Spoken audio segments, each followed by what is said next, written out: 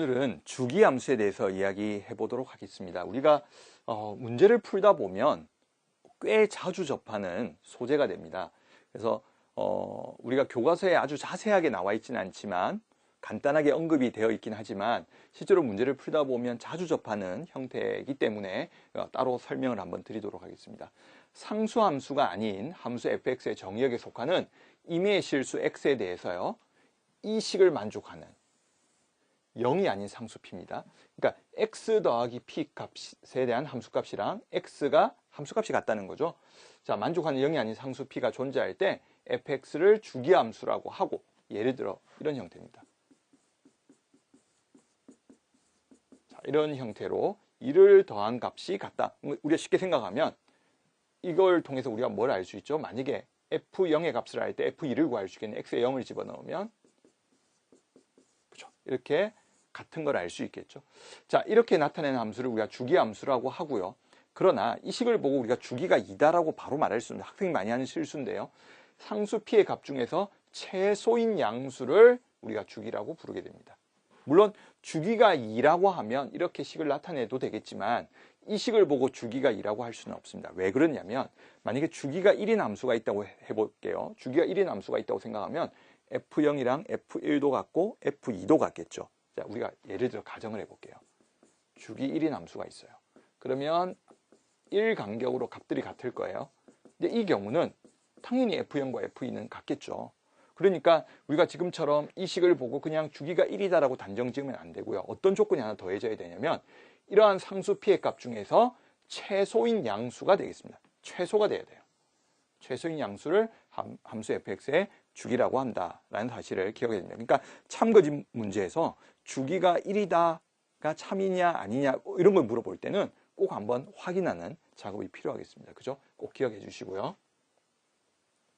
자, 그러면 우리가 이제 조금 확인할 게, fx가 주기가 p인 주기함수일 때 y는 fx의 그래프는 p의 간격으로 같은 모양이 반복되어 나타난다.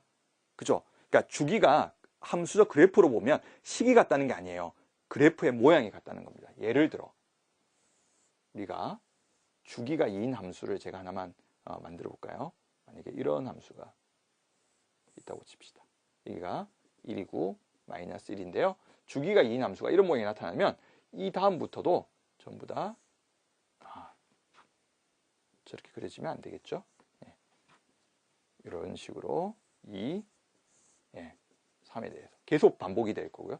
당연히 아래쪽으로도 당연히 반복이 되겠습니다. 제가 이거는 지금 정의역을 표현하려고 선을 내려보니까 했고요. 실제 함수는 이 위에 부분이겠죠. 그죠? 자, 그래서 이제 우리가 주기함수가 되면 p의 간격으로, 지금 이 간격으로요. 그러니까 지금 제가 처음에 이렇게 그렸지만 실제 이 간격으로 봐도 똑같겠죠. 이 간격으로 동일한 모양의 함수가 반복되어, 같은 모양이 반복되어 나타난다. 식은 같지 않습니다. 그 다음 f의 x 더하기 p가 fx, 좀 전에 우리가 봤던 주기함수의 표현이죠. 이것을 이렇게 나타내도 된다. 왜 그러냐면 2분의 p와 마이너스 2분의 p의 차이가 얼마죠? p가 되겠죠. 그래서 같은 표현이라는 거. 자, 이렇게도 쓸 수 있다. 그러면 우리가 주기인 함수를 이렇게도 쓸 수 있지만, 그죠?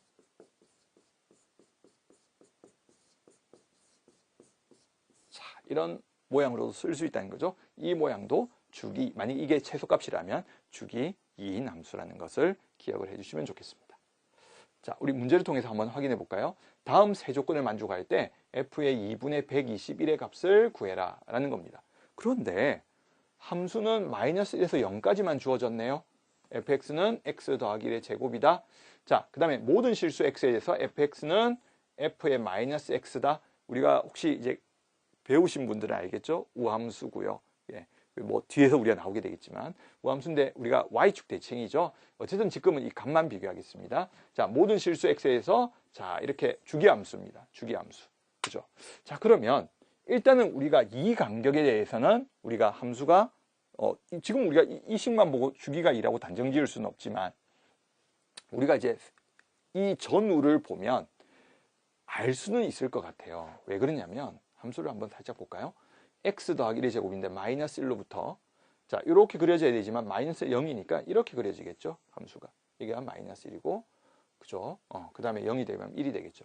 그런데 y축 대칭이었기 때문에 함수가 이렇게 되니까 모양이 이만큼에서는 같은 모양이 안 나오기 때문에 이 모양이니까 주기가 이게 최소값이라고 확신을 할 수 있겠네요. 주기가 2인 함수예요. 그죠?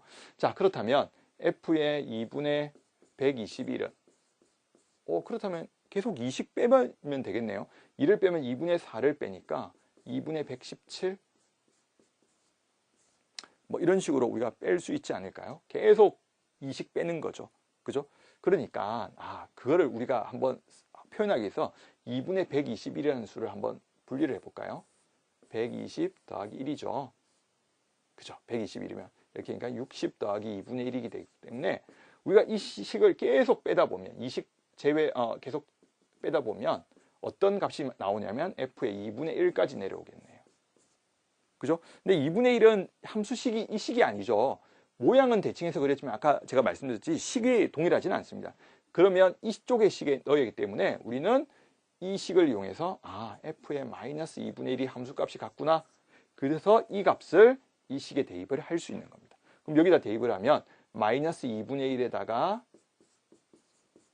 1을 더해서 제곱을 해서 4분의 1이라는 답을 구할 수 있었습니다. 그러니까 주기함수를 어떻게 다루는지 아시겠죠? 그래서 주기만큼 쭉 빼주시고요. 다만 식 자체가 똑같지는 않다. 그렇기 때문에 우리가 쓸 수 있는 식까지 가셔서 그러니까 주기함수니까 이 값을 그냥 이대로 이 식에 대입하는 거 아닙니다. 모양만 같은 거지 식이 동일한 건 아닙니다. 그죠? 그래서 우리가 정의가 돼 있는 정의역에까지 내려가서 함수를 대입을 해주면 함수값을 구할 수 있다는 이야기였습니다. 그죠? 한번 꼭 확인을 해주면 좋을 것 같습니다. 주기함수 중요합니다. 예, 주기함수는 오늘 여기까지 하도록 하겠습니다.